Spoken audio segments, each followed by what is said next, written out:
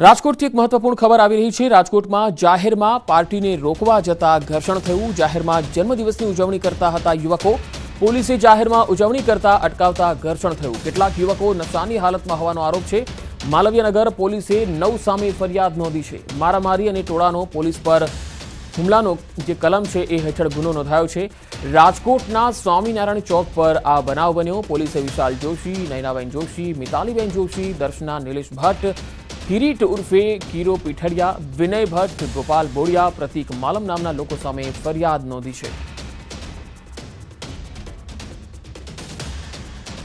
તો જાહેરમાં જન્મદિવસની પાર્ટી કરતા અને તેને રોકવામાં આવ્યા ત્યારે તેઓએ ઘર્ષણ કર્યું હતું।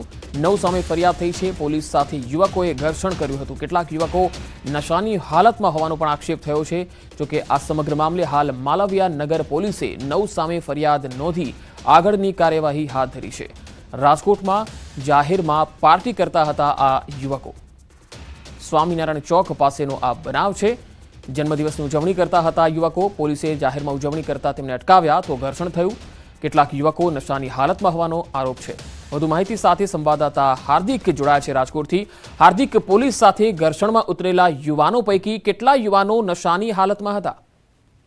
આજે ગઈકાલે રાજકોટ શહેરના સ્વામિનારાયણ ચોક ખાતે જે છે ઉજવણી જન્મદિવસની થઈ રહી હતી। એ દરમિયાન જાહેરમાં ઉજવણી થતી હતી અને કેટલાક શખ્સો નશાની હાલતમાં જણાતા પોલીસે તેમને અટકાવવાનો પ્રયાસ કર્યો હતો, પરંતુ આ નશામાં રહેલા શખ્સોએ જે છે પોલીસ સાથે ઘર્ષણ કર્યું હતું અને એ સમયે જે છે પોલીસે અત્યારે 9 જેટલા શખ્સોની અટકાયત કરી છે। માલવીયા પોલીસ સ્ટેશન ખાતે જે છે 9 શખ્સો વિરુદ્ધ ફરિયાદ દાખલ કરી છે અને 4 જેટલા શખ્સોની અટકાયત કરી છે। તેમજ જે છે લક્ઝરિયસ કારો પણ અત્યારે માલવીયા પોલીસ ચોકી ખાતે લાવવામાં આવી છે। આ શખ્સો જે છે એમને પોલીસ સાથે અભદ્ર વર્તન કર્યું હતું।